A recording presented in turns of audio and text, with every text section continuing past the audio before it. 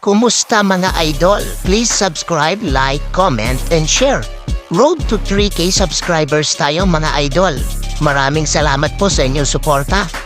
Panoorin po natin ang mga ilang highlights ng laban ng Yokohama B Corsairs at Asian Seahorses Mikawa, kung saan nagtala ang ating pambato na si Kai Sotto ng double-double. 11 points, 11 rebounds, na may kasama pang 2 assists and 1 block. Kahit talo ulit ang team ng Yokohama B Corsairs, ginawa naman nila ang kanilang best.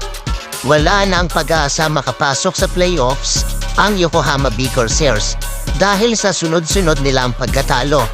Pero kahit ganun pa man, magaganda naman ang stats na ginawa ng ating pambato na si Kai Sotto.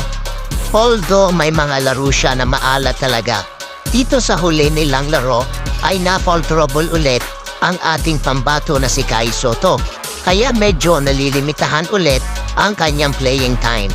Pero kahit na-foul trouble si Kai Sotto at nalimitahan ang playing time, nakakagawa pa rin naman si Kai Sotto ng double-double.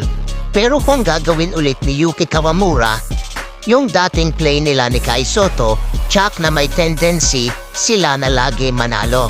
Sadyang malalakas at magagaling din ang imports ng Asian Seahorses Mikawa.